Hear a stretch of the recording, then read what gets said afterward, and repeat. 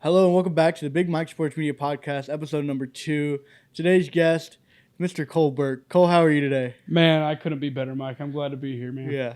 Cole, this is our second take. Obviously, Sure we had is. a recording issue, but we're back at it. Let's hopefully, if it seems a lot like stiffer, it's probably because this is our second time through, but should be a lot looser. Oh, yeah, man. And we got verbal confirmation that it's recording that it's now. recorded now. We're good to go. Yeah. We're locked in here, man. All right. Heck yeah. Yeah. So, Cole Burk, Hardin-Simmons football player, Hardin-Simmons track and field discus thrower, Yes, sir. owner of the Mullet Mafia media account, owner of the Mullet Mafia graphics account, and then you're fresh off your internship with Dave Campbell's. I am. Yeah. Busy man.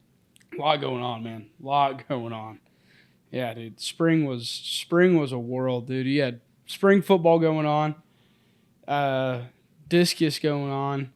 I'm working at Kirby Smith out in Clyde, at Dave Campbell's, and then obviously class and having a girlfriend. It was a pretty busy spring. Yeah, I was pretty worn out by the time summer came around. Don't doubt it at all. Yeah, man. So, football player, track.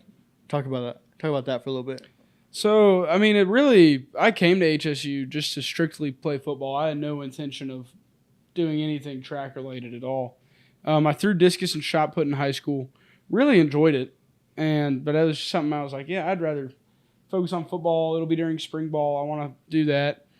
But Abby, my girlfriend, as you know, she does track and cross country. Yeah. I saw her doing it, went to a few of her meets, became pretty good friends with some of the throwers. I was like, man, I kind of miss this. This looks awesome. And With then that juice, yeah. Yeah, man. Josh Brown left, who's the O-line GA and throws coach. And my dad took over as like the unofficial throws coach. I'm like, man, it's like the stars are aligning for this. This is going to be perfect.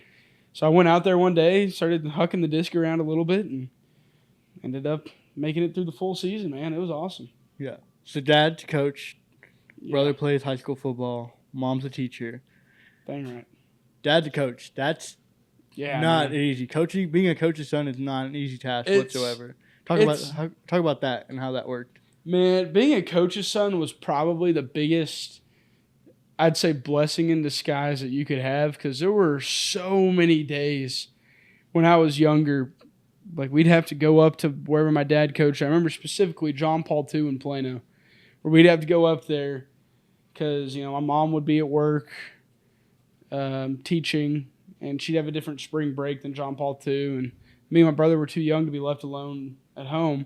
So my dad would take us up to John Paul II, and, man, it was so boring at the time. We'd be like, man, I'd much rather be at home playing Xbox or whatever. But we'd be there, and we'd be in the weight room messing around. We'd ride our bikes around the track. We'd go out and throw the shot put around, throw the football around. And looking back, those are some of the best memories I have. And then, so I grew up around the game. I was a ball boy. I'd go to practices when I was a little kid. All like the older guys knew me, and I'm like, oh, this is the coolest thing in the world.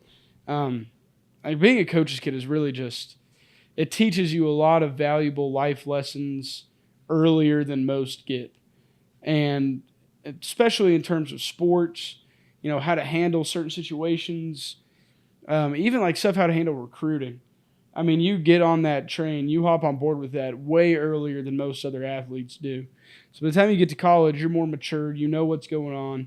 You kind of get the back side of things too, like behind the curtain, what coaches think when a player does this or that, or when a player responds this way or that way. You kind of know how to talk to coaches too. You can, try not to make them mad, or know what to say to make them happy. It's really just an awesome experience that I had, and it's kind of funny too. Like my best friend at HSU, Mason Butchie, he's a coach's kid. One of my other really good friends, Lance Taylor, he's a coach's kid. Chance Jones, he's a coach's kid. So when we get to college, we all had such similar upbringings. We all kind of come back together. Yeah, same standard. Yeah, man, it's awesome.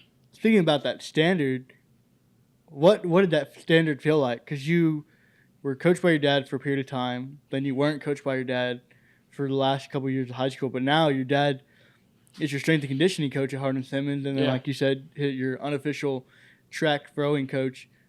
How is that? Like, what's that standard of, like, having to – is it difficult? Do you find it difficult, that difficulty with your dad being your strength and conditioning coach, or that pressure of your dad being the head football coach for a period of time? Yeah, man. Luckily, a lot of people deal with that where their dad, if they're the coach, they're either, they play daddy ball or they're way harder on their kid than anyone else. My dad found the perfect happy medium where I have the same standard, the same guidelines as anyone else on the team. Obviously, sometimes he's a little harder on me. He'll make a little wisecrack in the weight room at me or whatnot, stuff you really can't help doing as a father with your son in there. But it's really just the standard for everyone else. He does a great job of not treating me any different than another player. Like when we're in the weight room, I'm just Cole Burk, the center at Hardin Simmons. Mm-hmm. And then as soon as it lifts over, I'll go up and talk to him about, hey, how's Cade doing in school, or what are we having for dinner? Do you think I can come over for dinner? But whenever it's time to go, I'm just number 66 on the football team. He does such a good job of not giving me any special treatment or just being a total, lack of a better word, douchebag. Yeah. To me. Because I've seen that happen too, where your kid's a player and they just, for some reason, are just so much worse to them than anyone else on the team. Mm-hmm. But it really is just, he does such a good job of balancing coach and father. Yeah. And I think that's difficult in and of itself because you're also trying to balance, he's balancing coach and father, but you're balancing player and kid, coach's kid, and that's, an everlasting struggle. But like I said, you were only coaching your dad for a period of time. Mm-hmm. Freshman year was your COVID year. Yeah. Correct? COVID hit. Y'all didn't have a season. So then you go to play you're playing private school football the entire time. Oh, yeah. What's that different? We talked about it yesterday, but, try to get back into it. It's what's that difference between private school football in Texas and public school football? Because Texas football is a bloodline. You're either a football player or you're a nobody. Right. Quite frankly. So, can you go in a little bit of depth on that difference between that private school and that public school difference? I mean, absolutely. I mean, the passion for the game is still there. Mm-hmm. You're in Texas playing high school football. That's really all that matters. So you're still there. The passion's still there. The fans are still rowdy. It's just more really the quantity of people. I went to the Gunter versus Canadian game at ACU for Mullet Mafia this year, and that was a sold-out game at a Division I football stadium for 3A high school football in Texas. And that was public school. So public school, obviously, a lot of those schools, too, in public school have been around way longer, have more tradition. They have more, experience in the game. In private school, it's more of, I'd say it's more laid back. There's student sections aren't as crazy, but you still have those old timers that'll show you their ring from 91. Like, yo, boys, you're going to get one of these this year. You still got that stuff like any other high school in Texas. It's just there's not as many people involved, which sometimes the energy can be a little lower, but the talent is still pretty substantial in high school in terms of, the top tier teams. There's some really good teams in private school that have some studs on it that transferred from public schools or just been in that private school and are just really that good. It's there's definitely a big difference in terms of quantity of people involved, and I guess that's one thing too, the filter. If you're at a private school, they're almost all Christian schools. Yeah, majority. I was a big student section guy for basketball, and I literally had my shirt off at one game because me and my buddy had the DC for Dallas Christian painted on our stomachs. Mm-hmm. 3 minutes later, principal's there, and he's like, "Put your shirt on." Oh, okay. And then I go to Gunter Canadian. Those kids are just no filter, no holds bar, just letting Canadian have it from the stands. So I guess student section too, huge difference in private and public. Yeah, I think you experienced that at Hardin Simmons too. From my standpoint of being a photographer, for a private Christian university, I'm not trying to dog on anybody or any of that, but it's there's certain stuff we have to filter out. Yeah. We can't have this stuff, we can't have this stuff, because there are all those people that are not trying to call them super Christians, but those people that are really, heavily into their faith, that believe sports are just, not worth it. Right. But there's also those people that are all your big money people, all your donors, because like you talked about the other day, it's recruiting, and private school does a lot of recruiting. Yeah. There's no boundaries on that. So I definitely get that standpoint from like a social media aspect of it. Oh yeah, man. It's Yeah. I can see where you're coming from that, because you got some of the stuff can't even be like related to bad stuff in any way. Like we have a good family friend named Jack Blocker who was on American Idol this year, and my mom taught him in 6th grade in the school that he went through and graduated, and I went to 1st through 7th grade, and we have a lot of connections to this school, Trinity Christian in Addison. But they initially wouldn't support him in American Idol because he had one song that mentioned whiskey in it, and they wouldn't even promote him at all. And then he gets to the top 3, and they're like, "Oh yeah, that's our guy, Jack Blocker, man. Come on, yeah, alumni." So yeah, it's definitely the filter on it is, and I get it. That's the image you're putting off. That's the image you want to, give out to other people. But sometimes there's stuff that you're like, really? I don't think that's that big of a deal. Yeah, it also comes down to standards. It seems like no matter where you go or what you do, there's always going to be a set of standards. Mm-hmm. So talking about standards, what's it like playing for a great program like Hardin Simmons and that Cowboy standard, that 4-way trust? I had Galen on a couple weeks ago or last week, and he talked about that 4-way trust from a player and a coach aspect. But you're just a player. Your dad's a coach. Do y'all obviously you have that trust with him because that's your father, right? But how does that work? That Cowboy standard and that 4-way trust work for you? That a 4-way trust thing really is huge. You really need especially the players trust players and coaches trust coaches, because obviously those are 2 different groups of people within the team. You got to have those 2 groups getting along within each other before they can get along with the other group. Like the players trusting players thing is huge in the 4-way test, because if you're like, let's say I'm on offense, we're up by 5, and Mary Hardin Baylor has the ball, 4th and 10 from the 20 going in or something. Like that's when player trust player come in. You're on the sideline as an offense player. You can't do anything, but and you've seen what that guy out there on defense has done and how he's gotten to that point. Like, for example, Case and Hannah. Like, I've seen the work that guy puts in. I've seen the leadership abilities he's shown. Yeah. That's when the player trust player comes in, and that our defense, at least Kaysen, they're going to make a play. You know what they've done in the offseason. You know how they've handled themselves.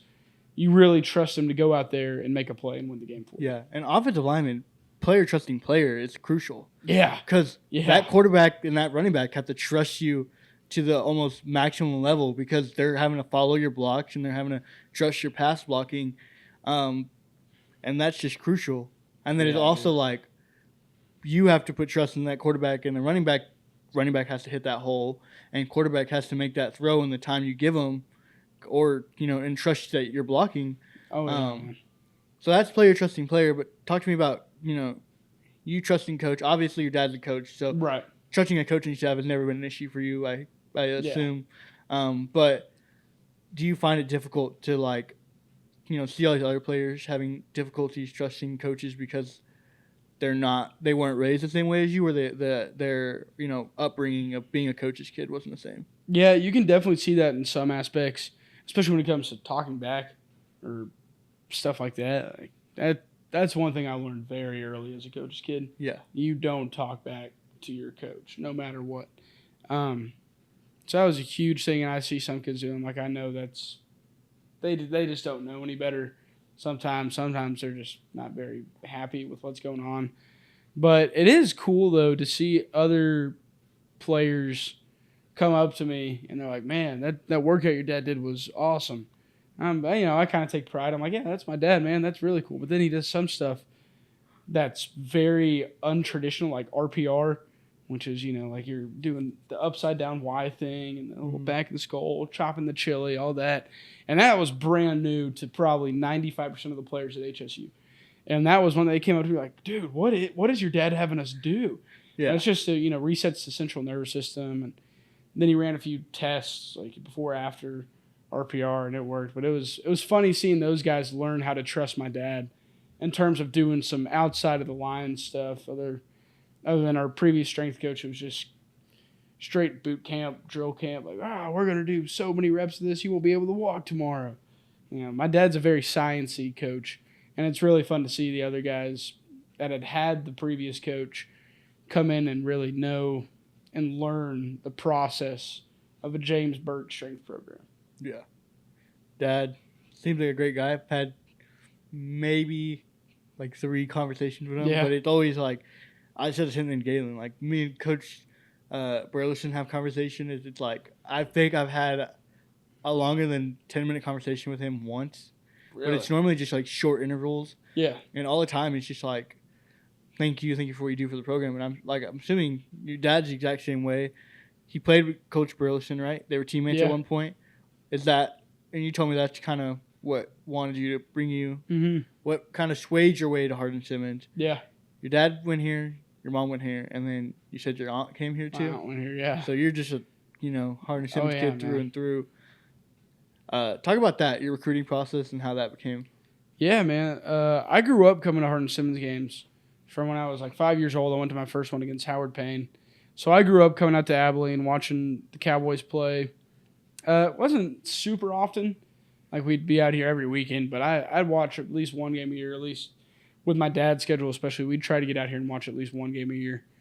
And so I loved it from then. And then as soon as I realized I wasn't going to be like an SEC or an NFL caliber O lineman, I kind of knew HSU was going to be the place for me based on when I visited it. Then I started going to their game day visits, like, I think 9th grade I went on. I think my freshman year I came up for a game day visit just because, my dad and Burleson like had lockers next to each other. They're real good buddies. Yeah. And then I started going to the recruiting camps, started going on the recruiting visits. Yeah, I had other offers, and I entertained them. I was like, yeah, man, I'll come out for a visit. But I knew in the back of my mind, as soon as I got that HSU offer, I knew that's where I'd be coming. I knew how much my dad loved it. I knew how much my mom loved it. I had seen Burleson plenty of times growing up, been introduced to him. He's a great guy, great coach.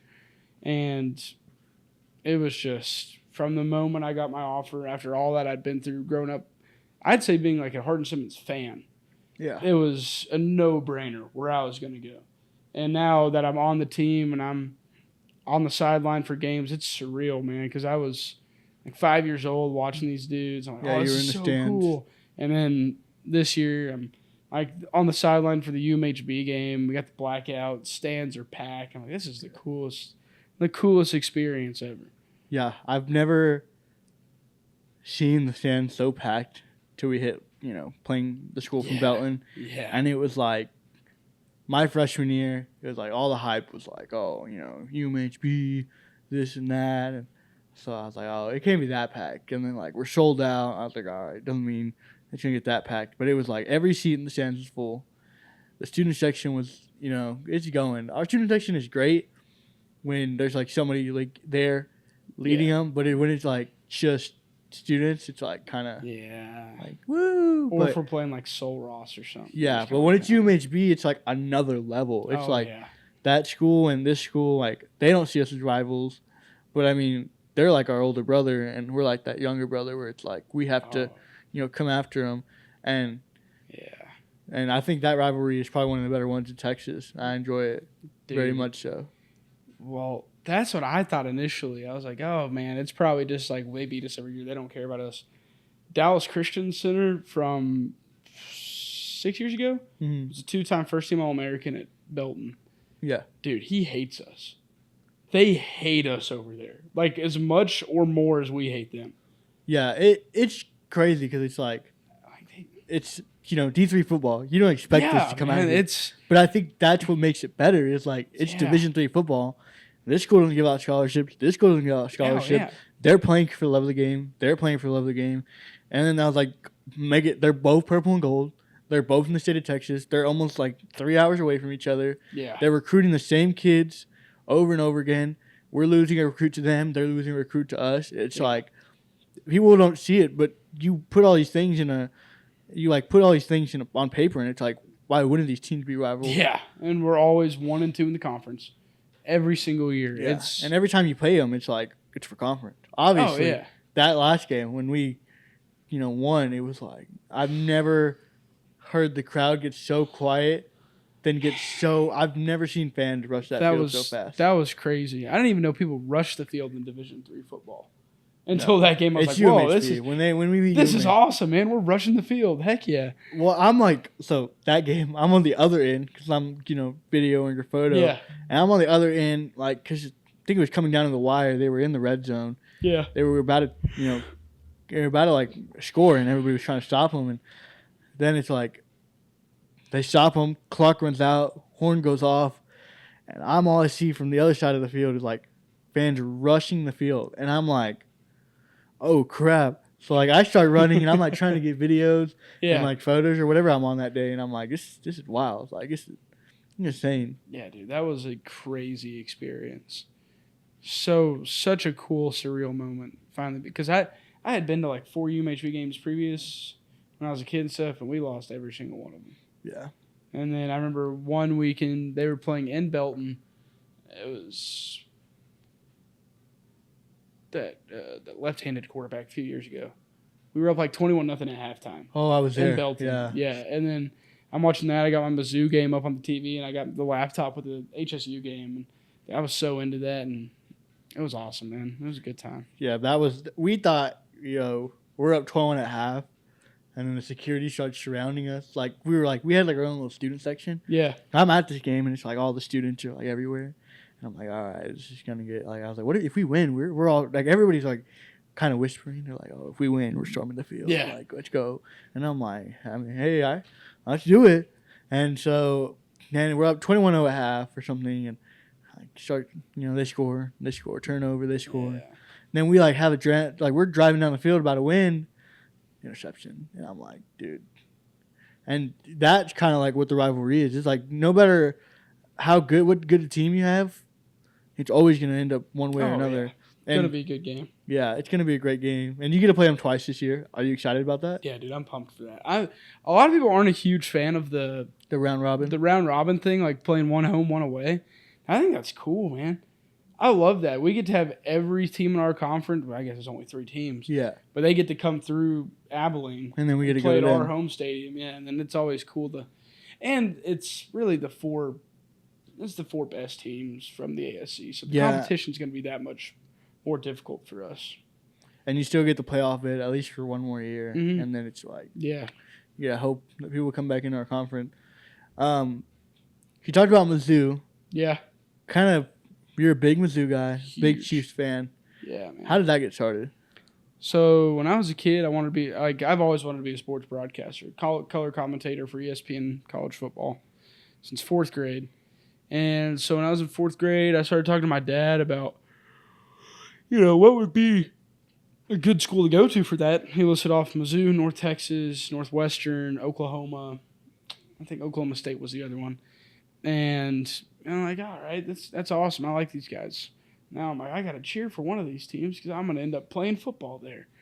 Found out that year one of the offensive linemen my dad coached went to play O-line at Mizzou. Mm-hmm. I'm like, oh, there we go, Mizzou. Found out earlier, a few years back, a guy that my dad had coached at a different school, that was my babysitter, also went and played at Mizzou. Yeah. Even cooler. They have a great journalism school. My dad's coached 2 guys that have played there. When I first started being a fan, we were really good. Won the Cotton Bowl, and then we won the Buffalo Wild Wings Bowl, and that was still a thing. Back-to-back years, made it to the SEC Championship 2 years in a row. So I'm like, this is going to be awesome. And since then, I've just been diehard Mizzou everything, man. Like baseball, football, basketball, softball. Our softball team was actually pretty good this year. Everything Mizzou, big on it. And then I picked up everything else in Kansas City. So that included the Chiefs, kind of the Royals, not a huge baseball guy, and I Cardinals too, I guess. But I've become, and then the Chiefs drafted Mitch Morse, who was no lineman at Mizzou when I first became a fan of them, and they drafted him. Mm-hmm. And so that was even more of a reason for me to cheer for them. Yeah, that bloodline, that, Missouri. Oh yeah. Yeah. So I've always been huge Mizzou guy. Good times. Yeah. MIZ, man.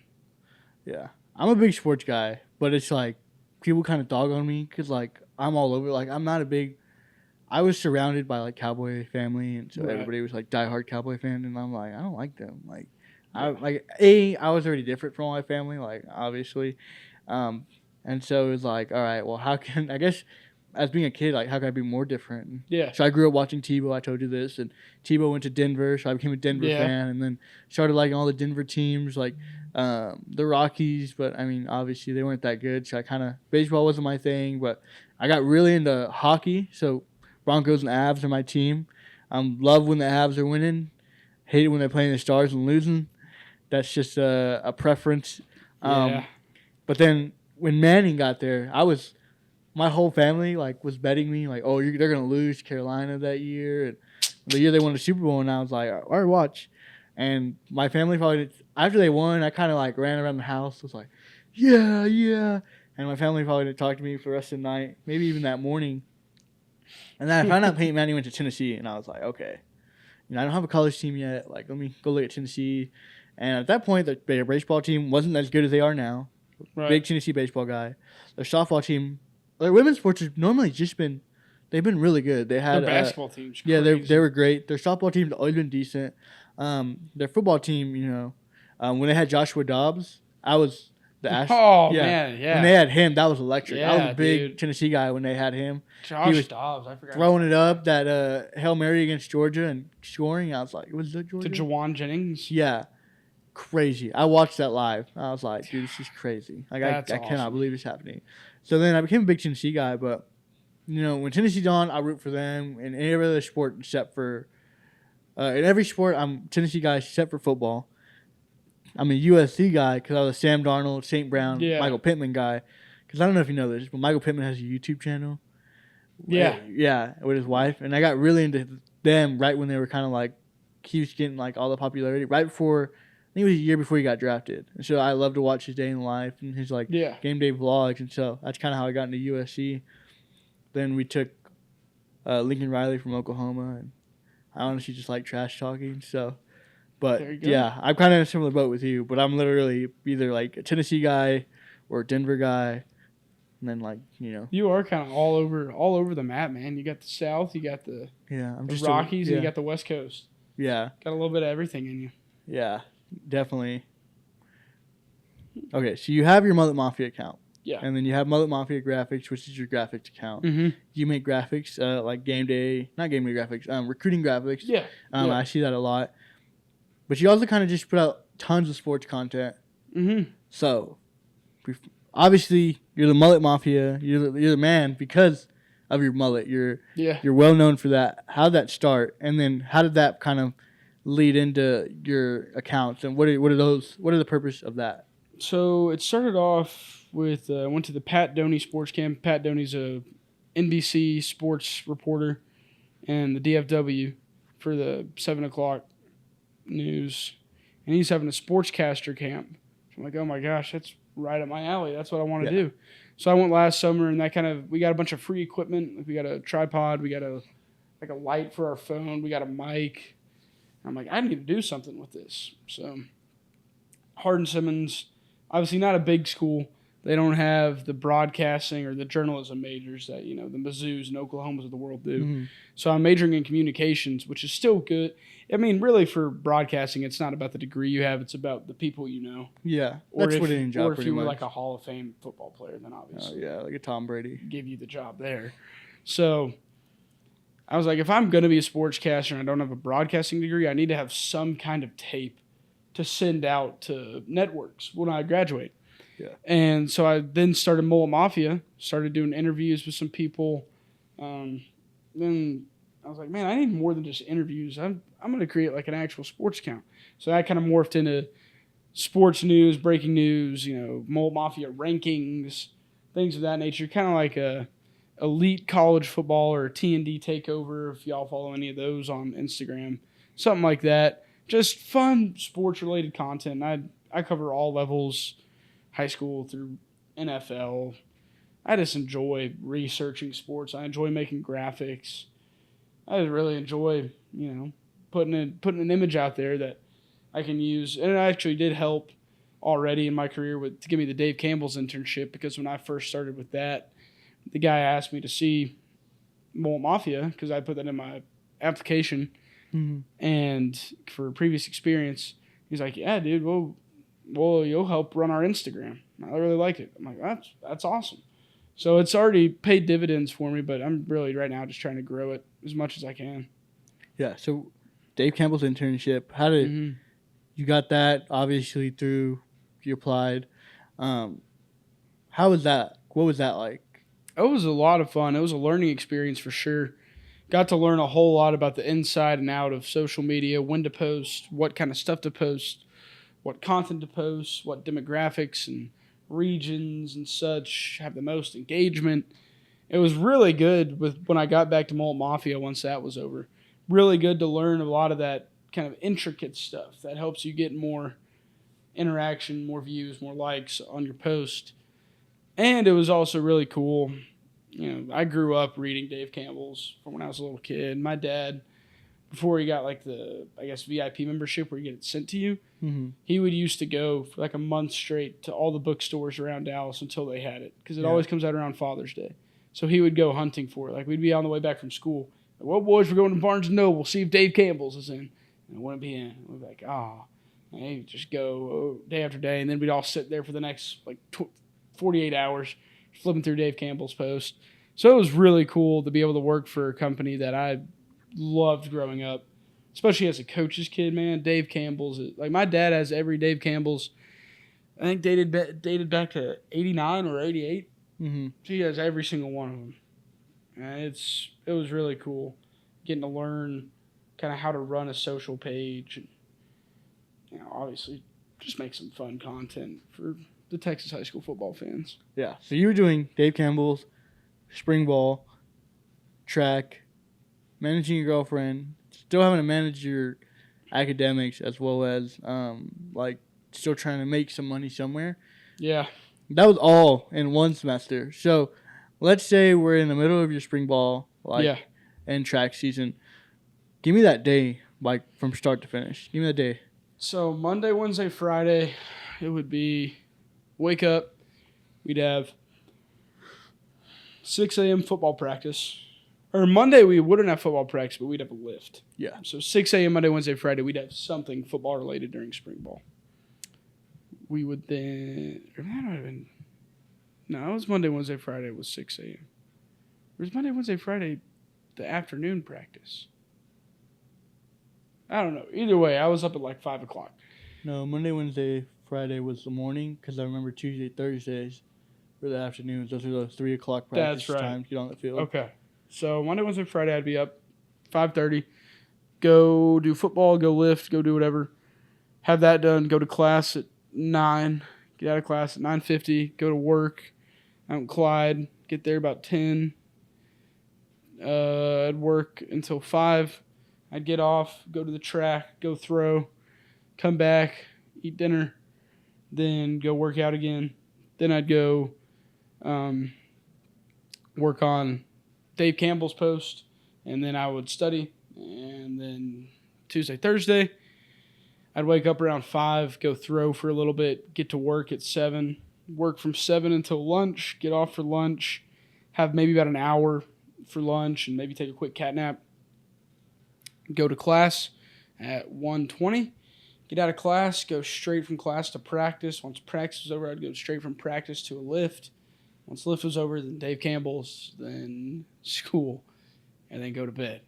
It was so awesome and so terrible at the same time. Yeah, that I don't doubt it. That sounds like... I slept so well, though, man. Oh, my God. I slept so well during that time.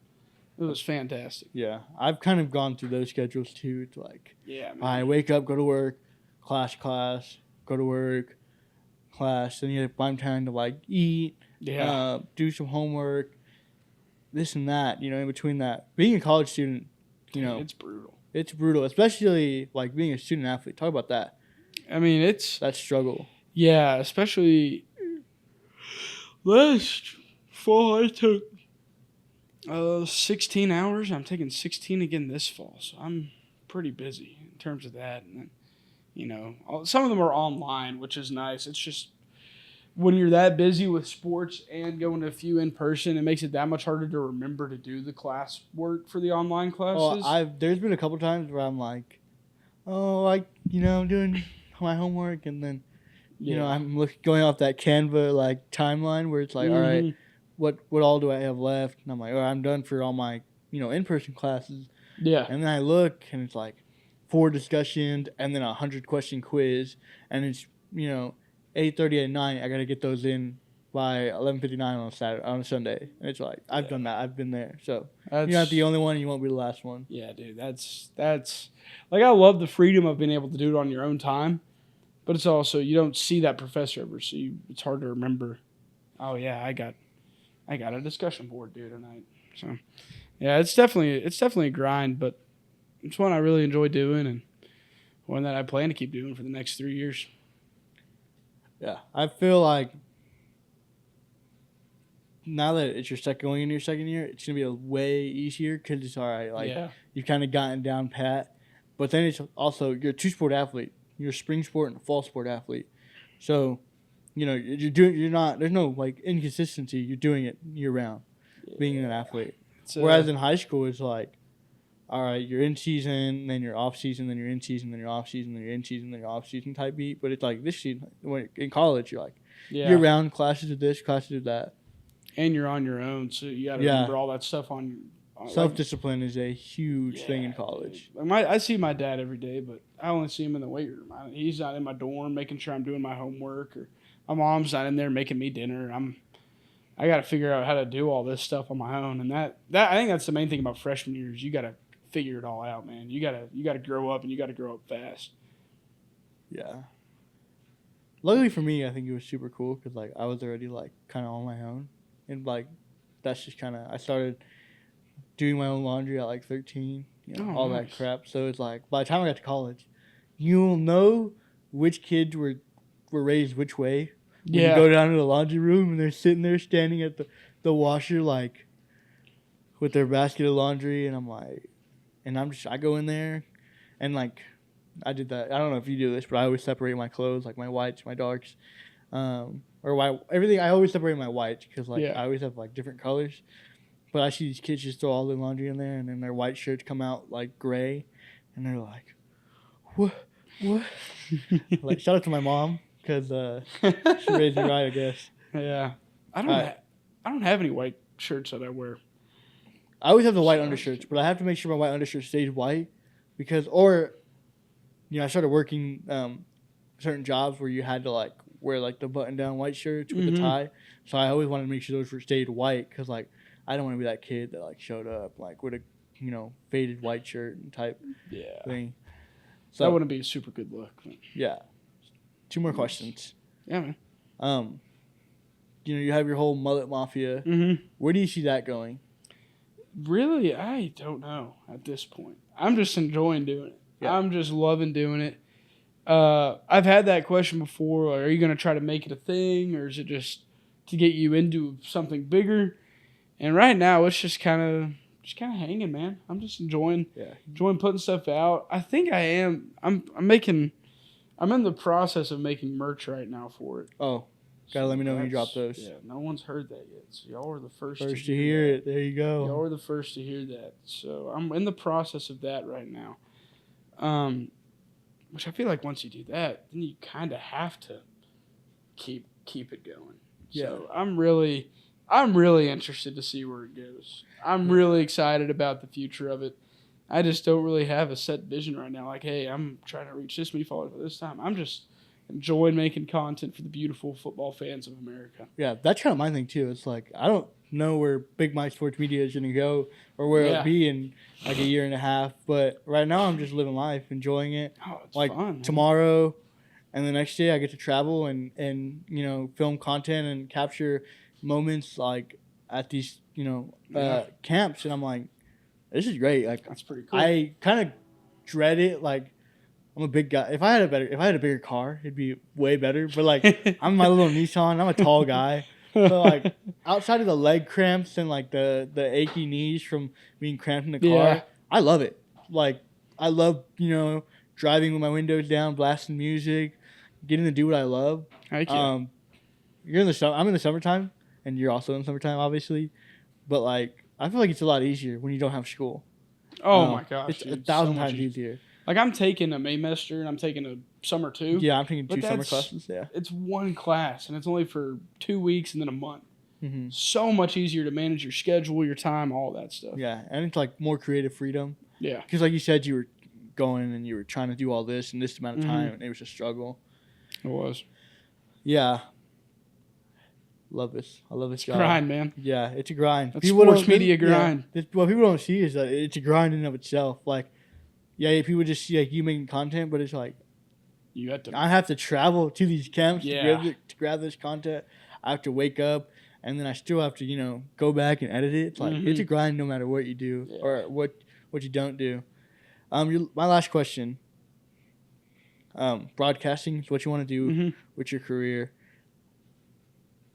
You want to be a play-by-play. What you call it earlier? Play-by-play color analyst. Play-by-play and a color analyst, and then obviously sideline reporters. Yeah. Why do you want to do that? And what's your like dream job right now? I love talking, and I love football. So why not get paid to go talk about football? Yeah. And watch live football. I mean, that's the coolest job an 8-year-old kid could dream of. It's the coolest job a 20-year-old man would dream of. Like that's the coolest thing in the world, man. So that's just a dream for me. Ideally, Chris Fowler gets a little up there in age. They take him off of ABC primetime college football. I take over. I'm with Kirk Herbstreit up in the booth as I guess Fowler's a play-by-play guy. I'd rather be an analyst, but anything in the booth, that's what I want to do. Calling a Mizzou game. Dude. Prime time. So awesome. Faroe Field, 7:30 kickoff. Winner goes to the SEC championship game. We haven't had a game like that since 2013, man. Against A&M. A&M was 19. We were number 4. Oh, no, we were number 5. We won. Oh, man, dude, if I got to announce that game, I don't even know if I could get a word out. I'd be speechless the whole time. That'd be so awesome. I bet it would, yeah. I don't think I've ever had that opportunity, but, I mean, hopefully you get the opportunity. At the end of the day, it's all glory to God, whether you do or whether you don't. So, kind of like Hot Ones, that's your camera right there. Plug yourself, plug your Instagram, plug where they can find you, whether it's, your Mullet Mafia or whether it's a Saturday on the sidelines or snapping the ball to quarterback. Heck yeah. I'm Cole Burk, Mullet Mafia Media / Mullet Mafia Sports. I think the official title is Mullet Mafia Football now. So Instagram and TikTok, Mullet Mafia. Mafia spelled MAFIA, no caps, no spaces, _FB. So Mullet Mafia _FB for TikTok and Insta. Twitter, capital M Mullet _capital M Mafia _ for the X / Twitter. Y'all go give it a follow. Gonna have some awesome stuff coming out for y'all soon. And Saturdays at Shelton, watch for number 66 playing center. There we go. Cole Burk, thanks for coming. Absolutely, man. Glad we got to go. Yeah. Hopefully I go over there and it's still recording. But ideal. thank you once again. Yeah, check man. out Cole. Check out Mullet Mafia. Check out Cowboy Football. And merch coming soon. Yeah. Y'all stay tuned for that, man. All righty, Y'all Cole. stay tuned for some merch. Thank you so much. There we go, man.